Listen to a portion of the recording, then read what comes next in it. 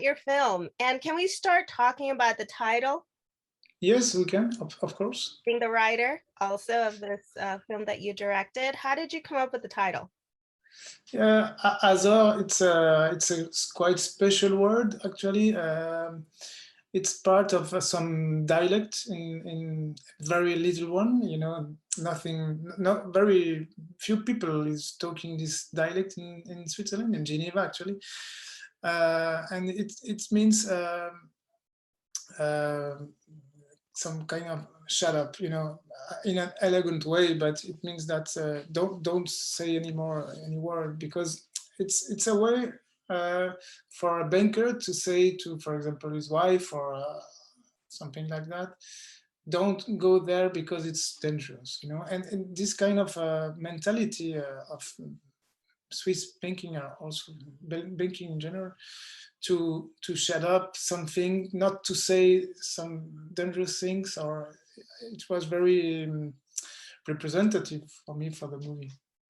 This story touches and opens up a great conversation. You know, private bankers. With you were inspired to the story based on your grandfather that was a private banker.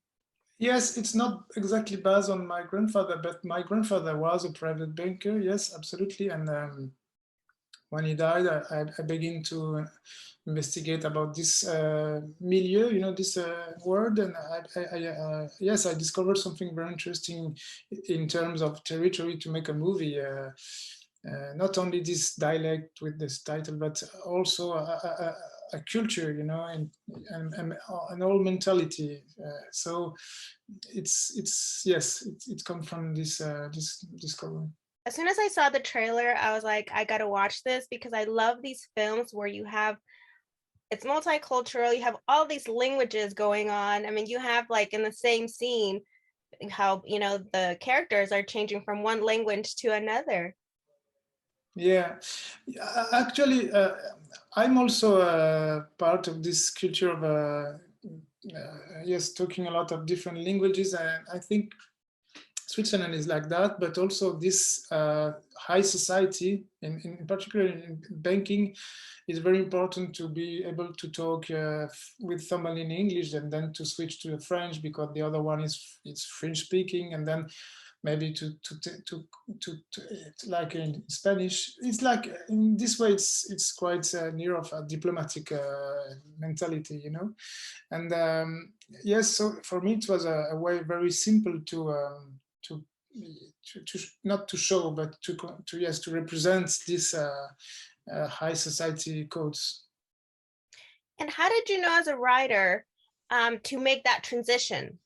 There were, like I said, there were some parts where they would start in English, maybe they would shift to Spanish. Was it based on your knowledge of the language and how the information came out was expressed better? I think it's all a game of our how do you say that? It's a game between how do you say that in French? How do you say that in English? Or how do you say that in Spanish? Why, in some way, somebody's talking in English and then or in Spanish? So this kind of switch of different language bring me some possibility of narration. Of course, I was comfortable because I speak perfect Spanish, and my English is not perfect, but I speak quite well. And then I'm French native speaker, so it was quite easy. Hubiésemos así hecho la entrevista en español. Hubiéramos podido hacerlo, claro. You did a wonderful job, because at this point, and I think the US are starting to get it, that in most households, people are speaking more than one language. Yeah. No, in particular in the United States, you have at least, I don't know, you are from Los Angeles, that's it? You are from California? So in Los Angeles, Spanish is maybe the first language, or I mean, it's a reality of word. I'm very surprised that it's a question of founding politics. You know, cinema is usually used to be in one language, but movies used to be in one language. But there is a lot of part of the world where we are talking 2, 3, maybe 4 languages at the same time. So I think it's for me it's a very natural way to think the world. Yes, I love it. I love that concept. Now, how did you find Yvan and Ines? They were such a phenomenal duo working together on screen, and they, gosh, a power couple in a way. Yes, I think it's part of a very simple observation of my investigation was that a banker, when he is traveling to meet a client, and you have to be efficient and to be truthful. So one possibility, one tool, just like a tool, is to bring his wife and to be very not only efficient, but also, you know, agradable, no? Affable, que sais-je. It's a way to be it's a way to seduce the clients. It's a way to work also. So this was one part of the observation, and then I like a lot Lady characters. So of course it was part of a possibility of reference. You know, this kind of woman which not visible, not in the first stage, but very active character. Yes.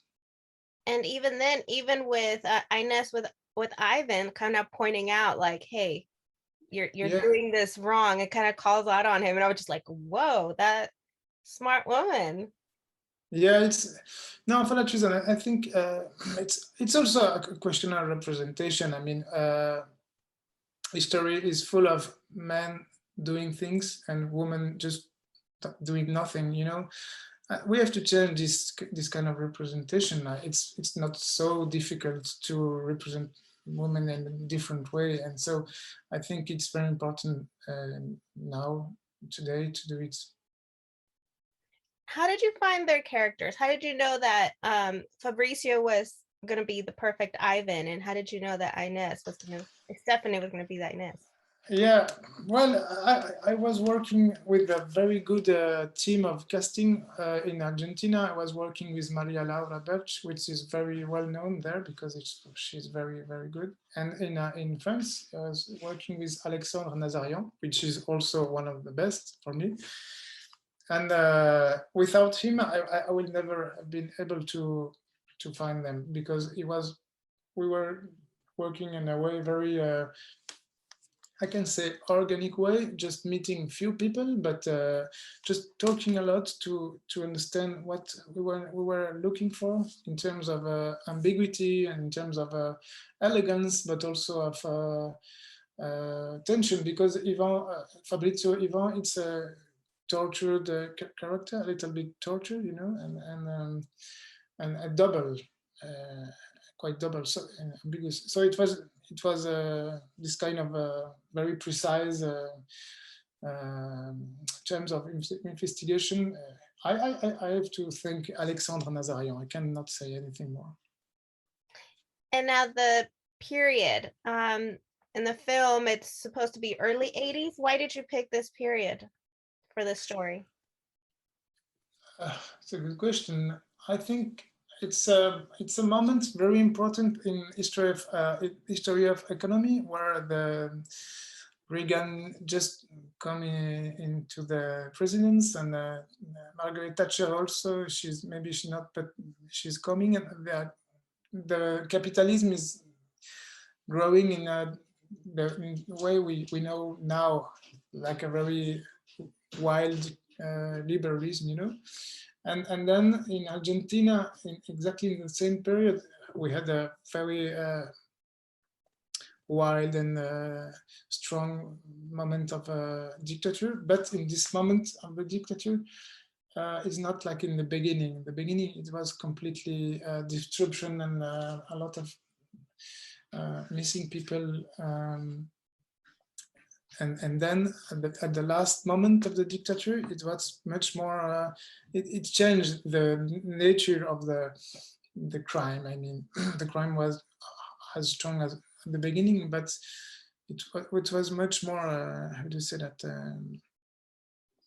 I don't know the word, but it was another moment of the dictatorship in Argentina. So I think it was a moment very interesting for the movie.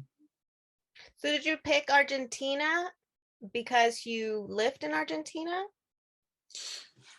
Yes, I would not have been able to think this movie as the subject is very strong. So I will not have been able to think this movie without to know as well Argentina as I know it, you know. So yes, of course, it was the main reason was it.